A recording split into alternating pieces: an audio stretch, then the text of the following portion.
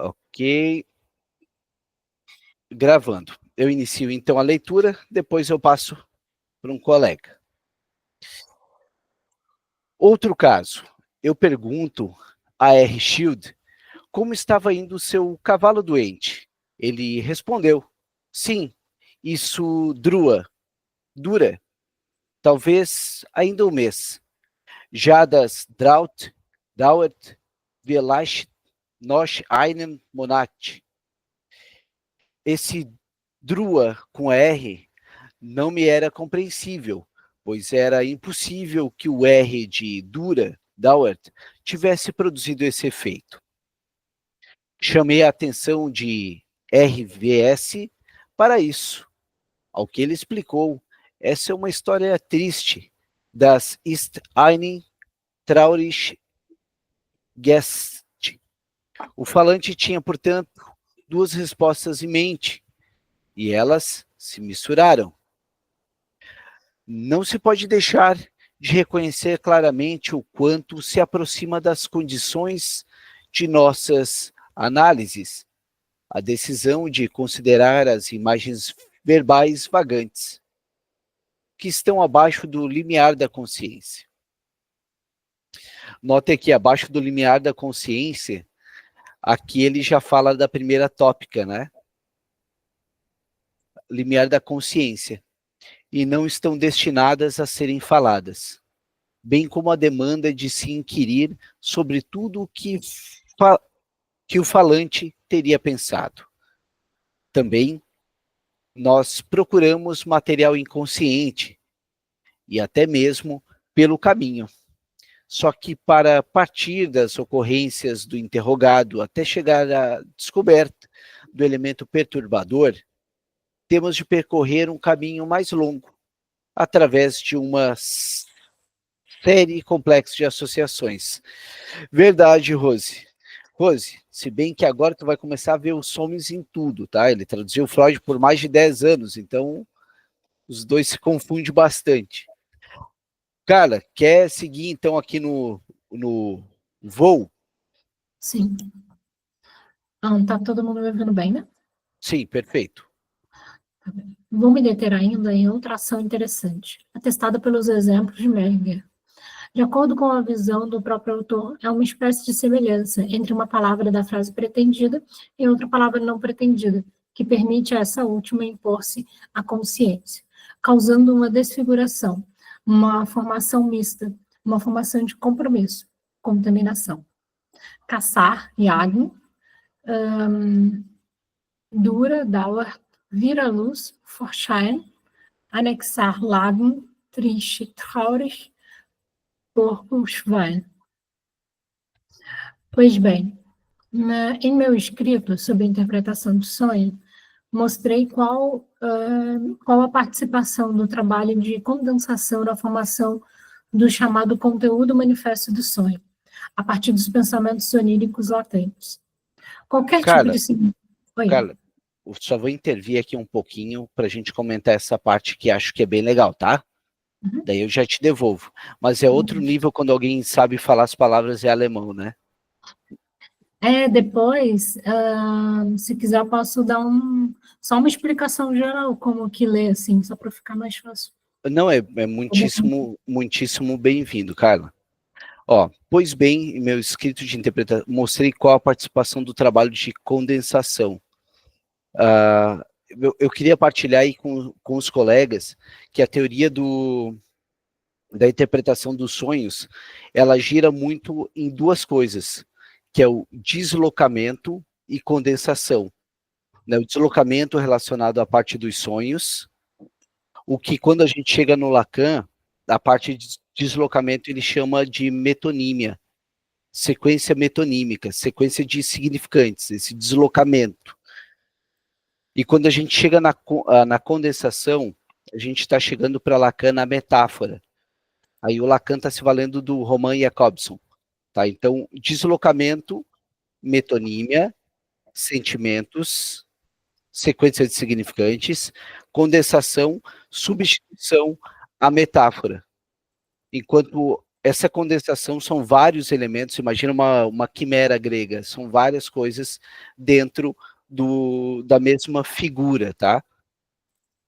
Então, esse é o ponto. Quando a gente está numa sessão de análise, a gente está muitas vezes nessa sequência, nesse deslocamento de significantes, nessa sequência metonímica, e o nosso analisando, às vezes, chega ali naquele, o que seria o ponto de basta, um ponto que ele para, e daí cabe a nós estimularmos para que surja uma metáfora, para que surja uma significação. Então, essa parte da condensação é bem interessante, bem relevante. Pessoal, alguém quer pontuar alguma coisa também? Quer falar? Ficou muito confuso isso? Então, só para entender essa questão da condensação, Michel. Outro dia eu sonhei, eu tive um sonho que eu quebrei o braço de um ex-chefe meu. Eu tava com raiva dele e quebrei o braço dele, dando um golpe de jiu-jitsu nele. Por exemplo, eu estou fazendo um rompimento profissional, agora trabalhando com psicanálise. Seria, por exemplo, uma metáfora do que eu estou fazendo agora da minha vida? Eu estou quebrando o braço daquele tipo de Perfeito. profissional, substituindo por outra coisa? Perfeito, perfeito. Exatamente isso. Só que agora a gente entra num ponto clínico muito importante. Manejo com neurótico é diferente de manejo com psicótico. Essa metáfora funciona para o neurótico. Se tu disser para um psicótico que ele é, você é um anjo, não te apavora se no dia seguinte ele subir num prédio e se atirar. Tá? Então, não, a clínica com o psicótico é a clínica do secretariado, não é o mesmo manejo que o neurótico. Então, tu vai trabalhar alguém que tem uma predisposição persecutória, paranoica, e tu vai instigar uma reflexão, tu tá fazendo um desserviço. O cara já tem uma mania que todo mundo tá perseguindo ele, e tu vai trazer uma reflexão muito profunda, não dá, às vezes é mais importante ser mais objetivo. Tá? Então tem esses pontos. A Claudenice tem tanto tempo de clínica, talvez muito mais do que eu ainda, ela pode contribuir mais em relação a isso. O que tu acha? Vou te chamar de Cláudia, pode ser? Cláudia é minha irmã mais velha, mas é uma honra aí. Tá, ou eu te chamo de Nice. Como é? Se eu te chamar de Clau tá, fica mais fácil, né? Amigo, Vai vou da chamar de sua... Clau. Qualquer Você não coisa parece que aqui. eu tô brigando contigo, Clau. É mesmo, minha mãe Claudenice Barbosa Muniz da Rocha já tinha que sair correndo, né? Enfim, né? Perfeito, né? Acho que foi o Douglas quem colocou, né? Essa questão do sonho. É assim, como o Michel pontuou, na clínica, né, no manejo, nem sempre a teoria é, né, seguida nessa mesma ordem, né? E o Michel não me deixa aí mentir. Então, o que nós entendemos aqui, né, da minha parte? Eu traduziria esse trecho até aqui, né? Esse capítulo, como assim? O Freud, até fiz umas anotações para não fugir, né? São os lapsos de memória. Mas assim, o Freud argumenta aqui nesse texto em relação aos lapsos de memória. Na nossa vida cotidiana, o que são os lapsos de memória? Eles são os atos falhos, os xistes, até mesmo os esquecimentos, né? Então, isso não pode, de forma alguma, ao meu ver, essa ocorrência não pode ser vista como um mero acidente do cérebro, como o Douglas colocou. Eu sonhei quebrando o braço do colega de classe. Realmente, para o neurótico, ele sonhou porque o desejo dele, né, ali encoberto, pode ser, de fato, quebrar a cara toda, não só o braço daquele colega de classe, e ali, através do sonho, ele está revelando aquele desejo esse que o psicótico iria lá e faria com todo o prazer, né? É mais ou menos isso, né, Michel? Então, o psicótico, ele iria lá e quebraria o braço do coleguinha, porque ele pode, né? Ele faria, é o desejo dele, ele iria lá e cumpriria. Então, entendo eu que todas essas manifestações, né, elas jamais devem ser consideradas como erros, como acidentes do cérebro, e sim com uma visão muito clínica, muito particular, todo e a qualquer momento, né? Então, nós, como analistas, não podemos nos dar o luxo aí de não nos prestar a isso como um desejo maior. Claro que considerando essas duas frentes, né? Que é muito importante aí, tratando-se dessas questões, né, reverberadas na clínica, esse insignificante, o que é isso, né, considerando o neurótico e o psicótico sempre, né, uma coisa aí que a gente toma no café da manhã, almoço e janta, só para fechar aqui, porque senão fica muito extenso, né. Então, não sei se me fiz aí compreender, né, mas isso é a minha clínica, é o meu manejo, tá, gente? Clau, é associação livre, tá? Aqui eu particularmente, não sei se os outros querem intervir, mas eu só vou intervir se for uma questão muito fora da casinha, né? Que alguém pegar e levar para um âmbito, olha, porque o Darwin era um grande açougueiro, daí eu vou intervir. Caso contrário, a gente deixa a associação livre. Carla, Sim. sinta-se à vontade para retomar. Obrigado. Okay. Imagina. Qualquer tipo de semelhança das representações de coisas ou representações de palavras entre dois elementos do material inconsciente é, no caso, tomado como uma ocasião para criar um terceiro elemento, que é uma representação mista ou de compromisso, a qual, no conteúdo do sonho, representa seus dois componentes, e que, em consequência dessa origem, será muitas vezes dotada de características contraditórias. A formação de substituições e contaminações que ocorre nos deslizes da fala é, portanto, um início daquele trabalho de condensação que encontramos na mais entusiasmada atividade na construção do sonho. Alisson, por favor. Eu também perdi sobre o conceito de condensação nesse caso, sabe? Tá, eu vou te ajudar nessa parte aí. Vamos lá. Primeiro, o conceito de deslocamento e condensação, eles trabalham juntos num sonho. Vou te dar um exemplo. Para não ter uma informação, uma situação muito pesada, há um deslocamento, e na hora que condensa, busca imagens mais brandas, para que não haja um choque no ego muito forte. Tá? Eu atendi um caso de uma menina, certa vez, uma mulher, e que ela dizia, eu sonho de maneira recorrente com um cachorro atacando uma criança. Legal. O Jung ia buscar os seus arquétipos ali para falar isso. No Freud, que daí eu domino mais, o Jung não domino muito, eu peguei, tá, o que é o cachorro para ti? Vamos lá, vamos esvaziar isso. Ela, cachorro é quem cuida da casa, cachorro é o melhor amigo do homem, e foi dando aquela sequência de significantes de algo positivo. E daí eu questionei ela, tá, mas como ele sendo tão bom, ele ataca uma criança? Quem poderia ser essa criança?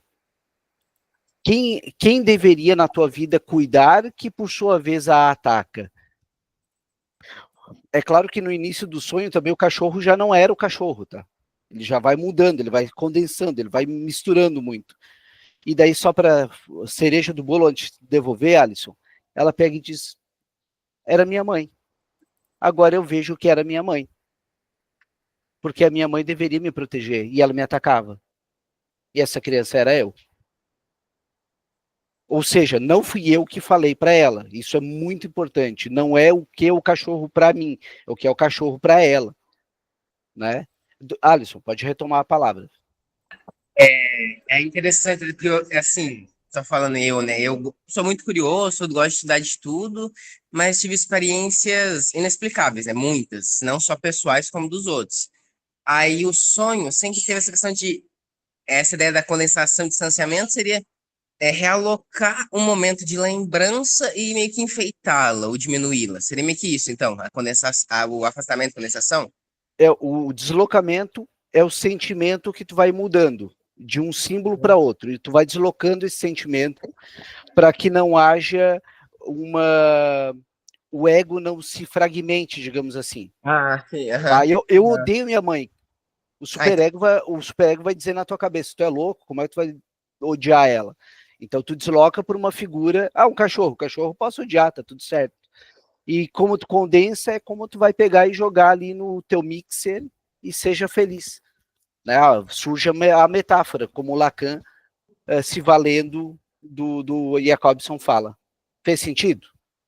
Fez. É que eu trago principalmente de uma experiência minha, sabe? Eu gosto muito de estudar sonho e ver significado. E claro que assim, tem sonho que é só sonho.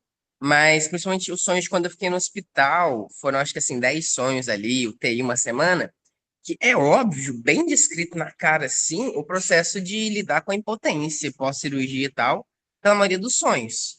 E ideia trazer isso, eram coisas que durante o dia eu tinha um total poder. Por exemplo, assim, na época meu braço tremia, eu, tipo assim, me comer sozinho, eu derrubava em mim. E o aceitar isso foi muito interessante. Por exemplo, teve um enfermeiro, é aqueles anjos da vida. Eu vi esse cara, assim, eu fiquei 2 semanas na UTI. Eu vi esse cara uma vez, que foi a única vez que eu escovei os dentes nesse período. E assim, eu lembro por quê? Porque eu cuspi nele, entendeu? Tipo, ele falou, toma um copinho, eu enchi a boca e ele falou, cospe aqui. Não, eu lembro da cachoeira até hoje. Então, assim, o que me pegou mais lá era os sonhos. O que acontecia? Pré-cirurgia, eu fiz a cirurgia na cabeça. Eu queria consumir tudo. Eu sou assim, provavelmente a pessoa mais acelerada, ansiosa, para qualquer descrição que seja. Eu gosto da vida, eu tenho uma ânsia por viver. Pode chamar. Então, assim, que uma pessoa normal faria em 2 semanas, eu faço em 2 dias. Mas o que acontece? Os sonhos me pegavam. Porque acordado, eu tinha um mínimo de controle. Agora, no sonho, não. E esse sonho se repetiu de uma forma várias vezes da questão da impotência. E minha visão espiritual e tudo, só se cessou esse ciclo de sonhos a partir do momento do sacrifício. Era aquela ideia que, tipo assim, no sonho eu tava doente, e daí no sonho eu vomitava sangue, não conseguia levantar, tava no shopping, na padaria, na hamburgueria. Então, assim, foi uma sucessão de, tipo, 5 ou 6 sonhos. E, claro, se for ver, eu tava assim, tinha mais morfina em qualquer pessoa viver na vida e tudo isso. Mas, claro, analisando isso totalmente consciente. Pois eu fiquei na UTI 2 semanas, eu dormi 1 hora por dia, porque eu podia sair da cama e se mexer. Aí Uhum. o que aconteceu? Passou num momento em que eu cheguei no médico, essa ideia dessa visão, né? Pra mim, sei lá, Deus, Jesus, qualquer nome que as pessoas comum dão, eu imagino que pra mim seria o mesmo, ou Baluaê, sou um bandista, né? Aí eu cheguei nesse hospital, foi tipo assim, era o sexto sonho, foi o último sonho. E nisso eu já tinha, assim, rolado e tentado levantar e cair no meu vômito de sangue em 10 lugares diferentes, com 1.000 pessoas diferentes. Aí nesse sonho eu cheguei no hospital, eu falei, ô, eu preciso de ajuda. Daí a secretária, como assim? Não sei o quê. Eu falei, eu preciso falar, não, mas tô morrendo. Como assim tá morrendo? Eu falei, você já vai ver. Espera, é assim, todo mundo diz, parece que eu tô, mas tô. Você já ajuda. Daí ela falou, tem que marcar horário. Eu falei, o médico não tá aí? Não, assim, moça, teu cai dura que você chama ele, então. Aí, daí começou, comecei a vomitar, cair no chão, isso totalmente consciente. Quer dizer, imagina você deitar no chão, começa a vomitar, cair no chão, tenta levantar, a força do braço falha, é normal. Aí eu caí de novo. E o que aconteceu daí nesse momento? Eu falei, foda-se, vê a ira, vem com tentação tudo isso. Falei, não, agora já era. O pingo de força que eu tenho, chega dessa ideia de respeitar tudo e todos, em priori, as minhas necessidades. Aí eu lembro disso assim, só eu puxei o vestido da mulher caído no chão. E ele rasgou o vestido dela, ainda só saiu pro lado, saiu meio desesperado. Daí nisso eu peguei o último lampejo de força. Eu gosto muito da experiência de quase morte, né? Essa ideia de que o momento que você tá mais vivo seria o momento do nascimento ou o momento que você acha que você vai morrer, ou tá morrendo. E aí, eu sei que eu levantei nesse sonho, foi o único momento que eu tava vomitando no sonho que eu consegui parar, levantar, baseado na raiva que eu tava sentindo. Aí eu vi uma porta, daí assim, eu fui correndo. Tinha 2 portas, uma atrás da secretária, uma ação médico, e a do outro lado parecia um consultório. Ela falou, não vai aí. Eu falei, não quero nem saber, foda-se, eu vou quebrar tudo, só quero ver esse médico. Não, preciso de cura, preciso de cura. Aí eu abri a porta e tinham 13 bebês. Aquela ideia de Santa Ceia, assim, bem claro, seja de um lado, seja de outro, e um central. Aí foi aquele momento em que eu repeti outro padrão do Marte dos meus sonhos, que é tipo assim, tudo acaba e se torna normal, perfeito, a partir do momento que você aceita se auto-sacrificar. Aí eu falei, tá, por isso é que eu baixo a minha bola, morro de boa. Tipo assim, não, tem 13 bebês, nem encosta, vixe, foda-se o médico que seja, não quero médico, eu morro, vou encher o saco 13 vidas novas. Aí foi o momento que os sonhos cessaram. E daí, nesse momento que eu fiz isso, eu não sei quantos, mas nem lembro. Foram detalhes que se tornaram relevantes. Provavelmente acordei no hospital com 20 médicos e tudo estourando de novo. Mas daí fica nessa questão das coisas que eu lembro e que essa experiência no hospital foi particularmente mais desafiadora de compreender, porque eu não tive descrições exteriores. E a questão do sonho, só eu estava lá. E os sonhos que eu tive, esse foi alguns exemplos assim, mas mostravam de forma muito clara e superficial processos que durante todo o dia eu estava evitando. E que se eu dormisse podia ser 5, 10 minutos, aquilo viria à tona. E Uhum. eu gosto muito de jogar, né? Essa intenção da progressão. Então, de ver dentro desses sonhos uma progressão na história. Eu sempre tive esse costume, por estudar muito sonho, parece que você toma um certo domínio, igual o Eu, Hare Krishna fala.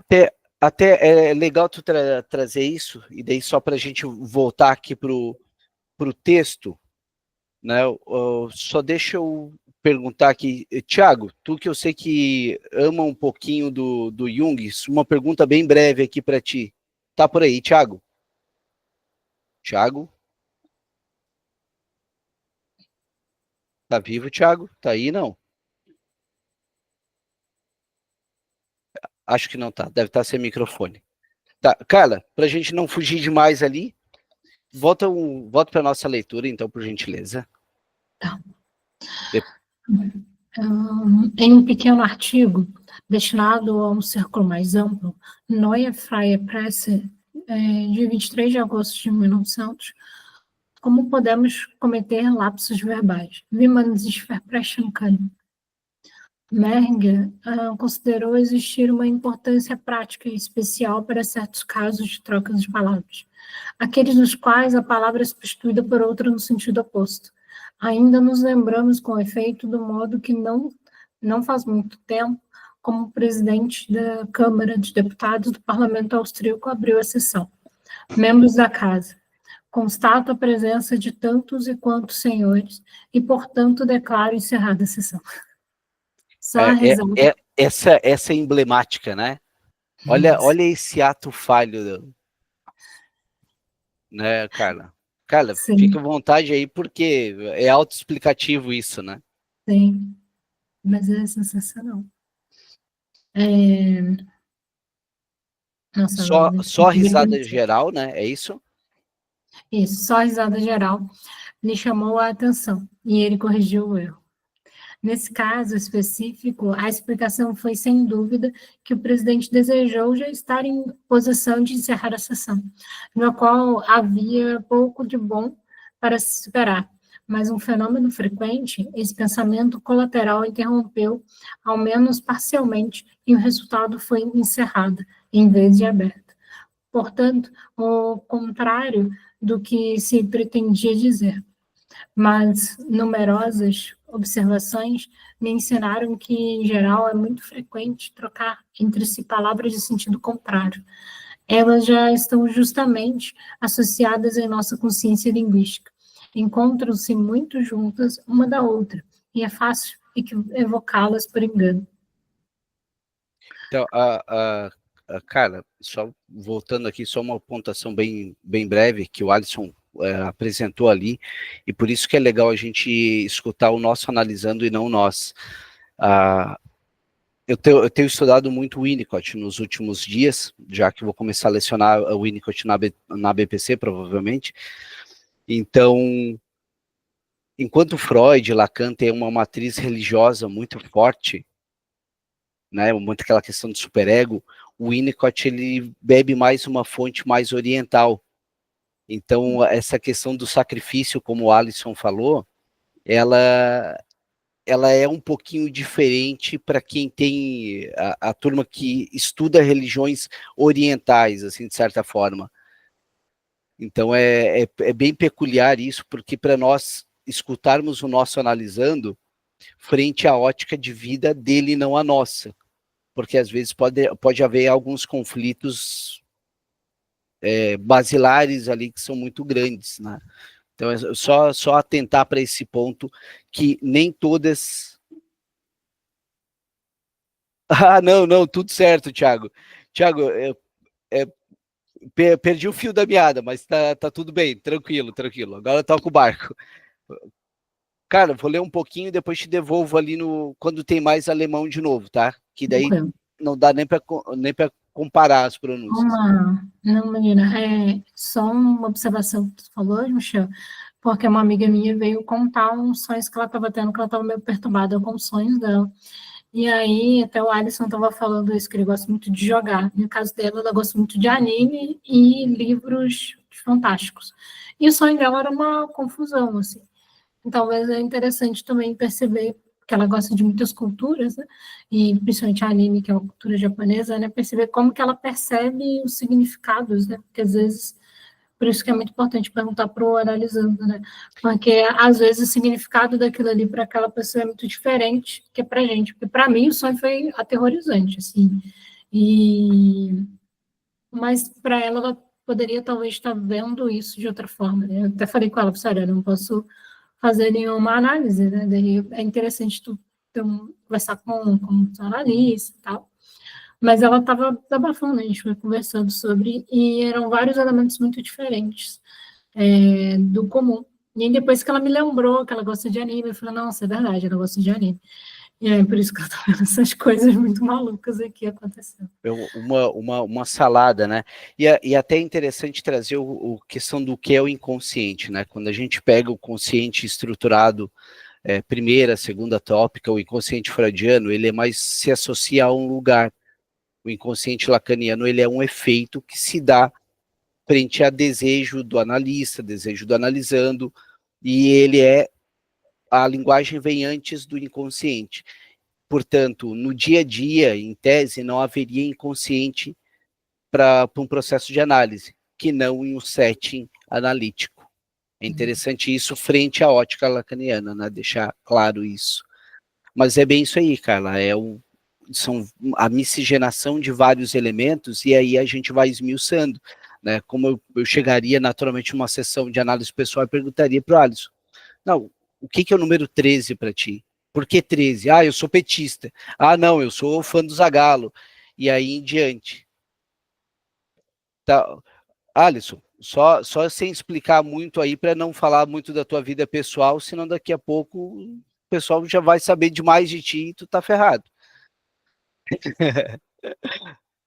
Fala, Alisson, por favor. É justamente essa ideia. Eu acho que se vincula muito aquilo que a gente falou, da questão da dualidade, né? Tipo assim, como os opostos em extremo são os que são mais ligados, tipo vazio, cheio, feios, bonito. E daí, essa questão assim, eu sou a pessoa mais eclética que você vai encontrar, então eu estudo demais, eu gosto muito de conhecer coisa nova e tentar explicar isso. Uhum. E daí, claro, chega um ponto em que, assim, é igual a sociedade hoje em dia, é muita informação, você tem aqui problema com filtrar tanta informação e ver qual que tem validade, né? Falamos Google. E daí nisso eu vi essa questão da religião dessa forma, sabe? Igual assim, eu sigo, pelo menos, sei lá, umas 200 religiões. E entender para achar uma essência disso é algo muito desafiador. Porque eu posso acreditar em tudo, mas eu sou mais cientista. Tipo assim, não, isso aqui é tudo efeito da cabeça. Assim, se for qualquer outra coisa, massa, é fé. Mas tirando isso, é placebo, efeito da cabeça. Ponto. Uhum. E a partir disso, eu começo a ver, eu tentei ver essa questão da dualidade, né? Os extremos e como eles se vinculavam. E a maioria das vezes é aquilo, é igual as casas, as pessoas que falam, assim, por exemplo, eu comecei a estudar isso numa casa que pregava o não ego, religiões orientais, né? E era o lugar mais egóico que eu vi na minha vida, entendeu? E agora eu tô numa casa que trabalha, na verdade, o desenvolvimento do ego, e é o maior lugar de caridade que eu já vi. Então, começar a entender, para mim, quebrar essa relação foi muito difícil. Porque eu falava, não, assim, eu sou do interior, lá esses negócios nem existiam. Então, Aproveitar, Alisson, teu ensejo e levar para a clínica, tá? Um ponto. Observem e tomem muito cuidado com essa questão de caridade, tá? A caridade, muitas vezes, ela esconde uma neurose obsessiva de um sujeito, tá? Isso a gente estuda na psicanálise e dinheiro. Por que isso? Porque o sujeito dá para a sociedade de forma que ele não fica devendo nada e fica esperando, de certa forma, algum tipo de retorno, tá? Então, essa caridade, assim, olha, do imaginário não é a do simbólico. Tá? A caridade, muitas vezes, na grande parte, dentro da clínica, não estou dizendo que tem má fé, não é isso. A gente está falando de forma na clínica, no set. Separem as coisas. Então, pode esconder muito essa questão de uma neurose obsessiva. Eu não quero ficar devendo, então eu já dou antes para a sociedade. Tá? Muitas vezes há uma neurose obsessiva em questão aí. Vou retomar aqui a nossa leitura. Não é em todos os casos de troca pelo oposto que será fácil. Como nesse exemplo do presidente, tornar provável que o lapso verbal ocorra em consequência de uma objeção que, no íntimo do falante, levanta-se contra a frase expressa. Nós encontramos um mecanismo análogo na análise do exemplo alíquis. Neste, a objeção interna manifestou-se no esquecimento de uma palavra, não em uma substituição por seu contrário. Queremos notar, contudo, para aplainar a diferença, que a palavrinha liquis, na verdade, não é capaz de ter um oposto, como ocorre como abrir e encerrar, e que abrir não pode ser submetida ao esquecimento, pois é parte integrante de nosso vocabulário usual. Aí reitero a neurose obsessiva, tá? Frente à leitura que eu estava fazendo do Bruce Fink. Neurose obsessiva, ela trabalha muito com um ato visando anular o outro, tá? Ela tem muito essa característica. Se algum colega quiser também pontuar, erga a mãozinha, a gente dá continuidade. Se os últimos exemplos de Meringer e Mayer nos mostram que a perturbação na fala tanto pode surgir por uma influência da antecipação ou da posposição de sons e palavras da mesma frase, destinados a ser falados, quanto pelo efeito de palavras externas à frase pretendida, cuja excitação não se revelaria de outro modo. O que queremos saber em seguida é se essas duas classes de lapsos verbais podem ser nitidamente separadas, e de que modo um exemplo de uma classe pode ser distinguido de um caso de outra classe. Mas nesse ponto da discussão é preciso considerar a manifestação de Wundt, que em sua ampla elaboração das leis do desenvolvimento da linguagem, psicologia dos povos, vamos deixar aqui essa palavra, não invocar nenhum demônio de forma acidental. Volume 1, parte 1, ok, também aborda os fenômenos do lapso verbal. De acordo com Wundt, o que nunca falta nesses fenômenos e em outros, e eles correlatos, são certas influências psíquicas. A eles pertence, em primeiro lugar, como condição positiva, o fluxo desinibido das associações de sons e palavras, incitadas pelos sons falados. A isso se soma como fator negativo a supressão, o relaxamento dos efeitos inibidores da vontade sobre o fluxo, assim como da atenção, que nesse ponto reafirma-se como função da vontade. Algum colega gostaria de pontuar algo? Algum insight que surgiu? Clau, Luiz, Elis, Douglas, alguém quer pontuar algo?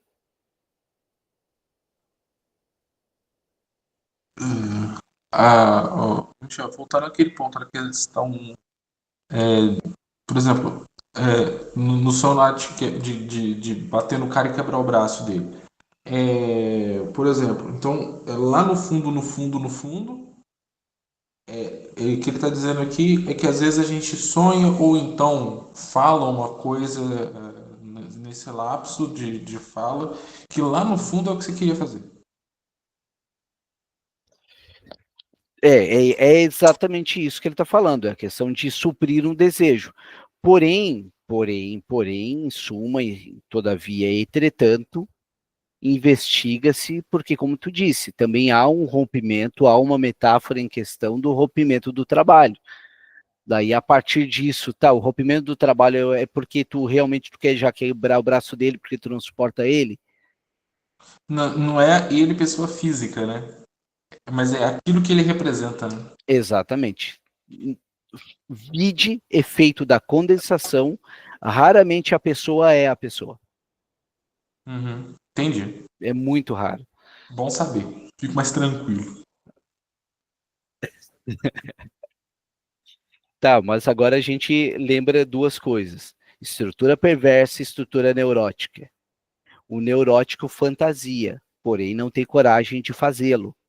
O perverso fantasia e atua na fantasia, tá? Por que o neurótico tem tanto pavor do perverso? Porque ambos fantasiam a mesma coisa. Porém, o neurótico não tem coragem de atuar na sua fantasia tal qual o perverso o faz. Tá? Então, tu pensar que vai quebrar o braço dele ou matar ele, qualquer coisa, isso não te considera um perverso, afinal, tu não atua nessa fantasia.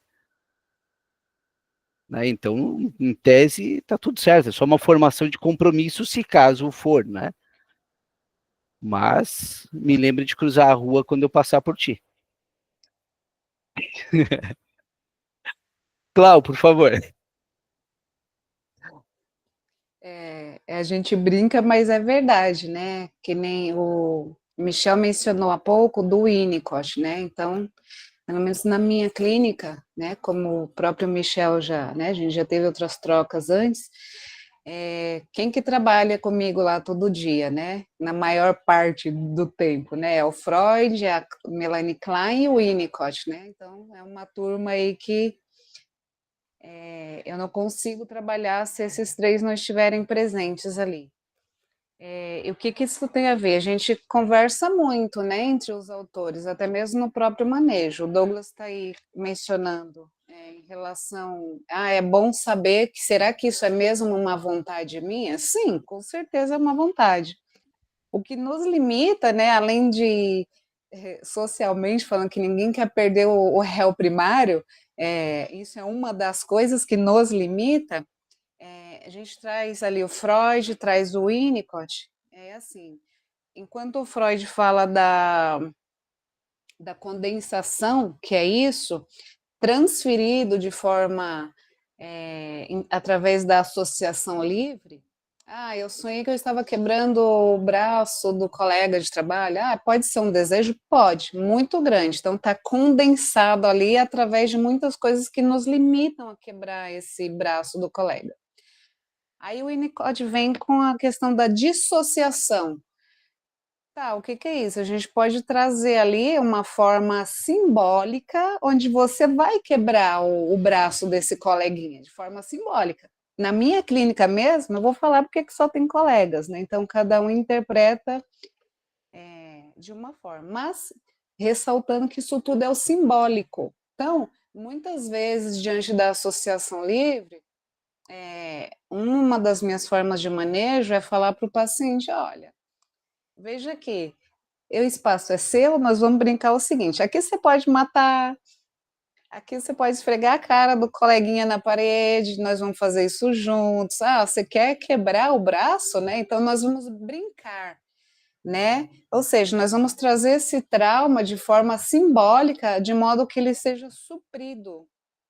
É mais ou menos assim a brincadeira, né? Então, só para finalizar, não é que, nossa, que eu quero quebrar, que vontade de dar um soco no...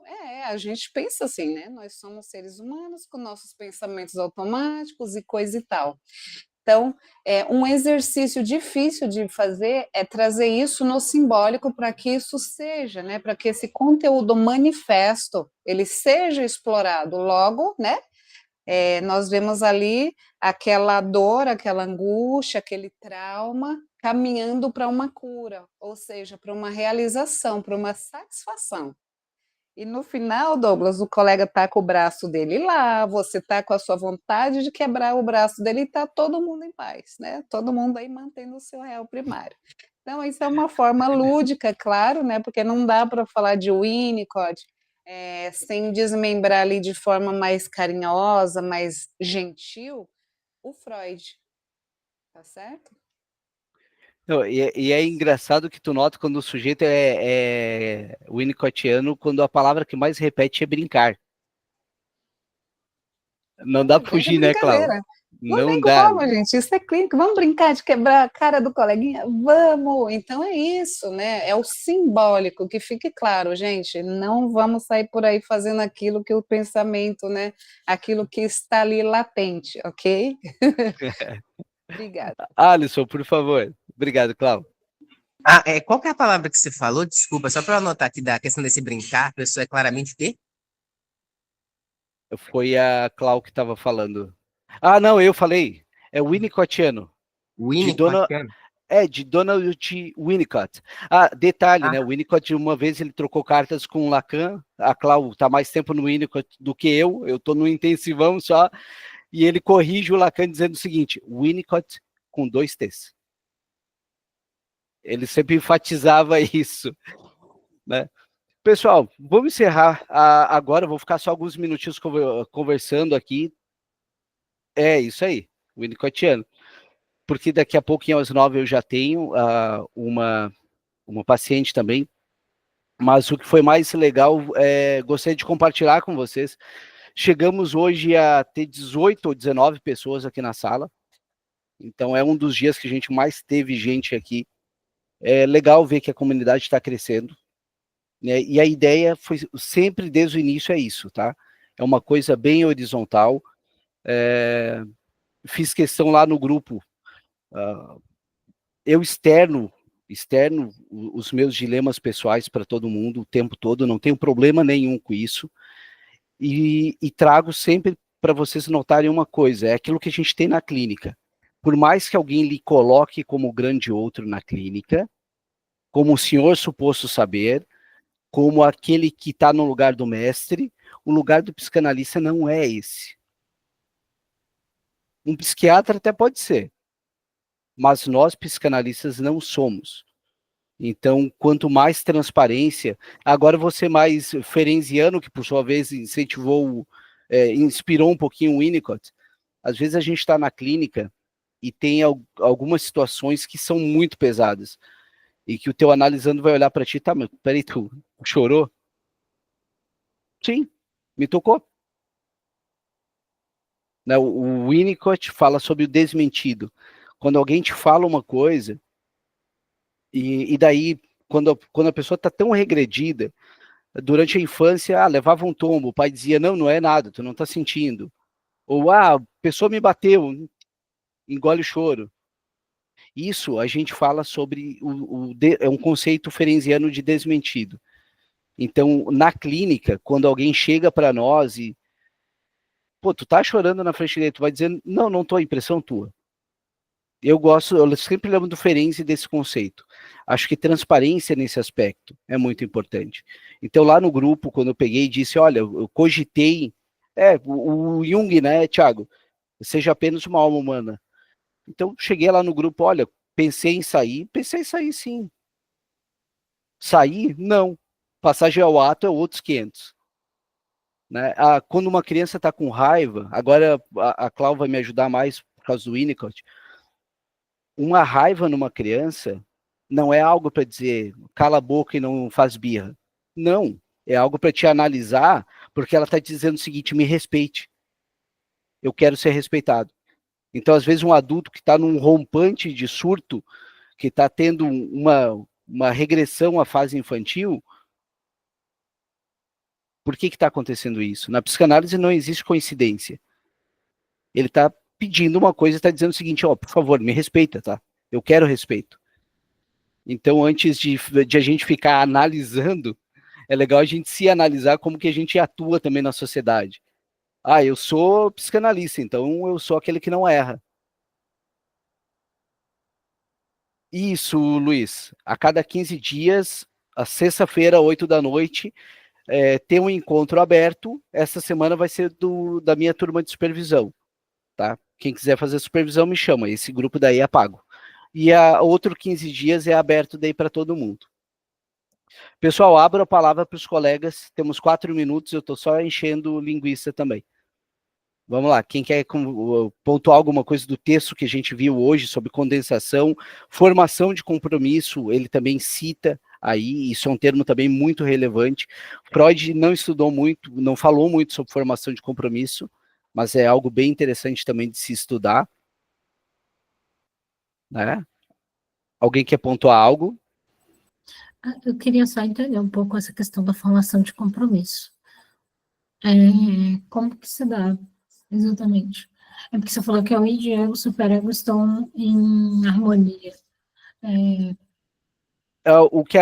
Usando o exemplo da Cláudia e do Douglas junto. Eu quero quebrar o braço do sujeito. o superego vai te dizer, não, tu não pode. O id vai dizer, eu quero quebrar. E o ego fica olhando para um e para outro, dizendo, tá, quem eu vou respeitar agora? Daí vem os sonhos e diz o seguinte, ei, tá, toma, tu queria fazer isso? Faz isso, vai, pronto. E de certa forma, tudo que estava ali reprimido, recalcado, tu ganha uma balinha, tu ganha uma compensação para... Fala, Cláudio, por favor. Só para finalizar mesmo, né, tá enchendo linguiça, né, quando não vem no sonho essa fala, né, Michel, a gente não consegue na associação livre do paciente, caso o Douglas não trouxesse a fala sonhei quebrando, enfim, ainda assim para a gente brincar na clínica, olha, vamos ver como que seria isso, você quer quebrar? Fala, bora lá, vamos quebrar juntos, né, então é aí uma forma de você se envolver ali, desassociando isso da figura de soberano ali do analista, né, na clínica, e se juntando, dando os braços ali ao analisando, né, você chorar junto, é você brincar junto, então bora lá, vamos fazer isso, né, só ressaltando mesmo o quanto que é importante aí da gente tentar cumprir esse desejo dentro da normalidade, de modo que o sujeito ele se reintegre, né, não fica ali apenas cindido, né? São termos aí do Winnicott, né? O cindido, o sujeito regredido. Então, assim ele vai se construindo, né? É isso, só para completar mesmo, gente. Não, e é muito válido, muito bem-vindo essas contribuições. Colegas, então, hoje à noite vai ter o grupo lá eu só não lembro se é às 8 ou às 9 da noite, que eu me perdi, que é do Zimmermann, Freud Inconsciente. É bem interessante, quem tiver a oportunidade de estudar essa obra do Zimmermann. Eu, particularmente, eu prefiro ler essa obra do Zimmermann antes de ler estudos sobre a histeria do Freud. Meu jeito de estudar, eu gosto de estudar comentadores, e do comentador eu vou pro autor, mas isso é muito particular de cada um. Porém, hoje à noite a gente tem esse encontro entre 8 e 9 da noite, vai estar o link lá no grupo, todos convidados. Obrigado pela participação de todos, e até mais tarde. Até.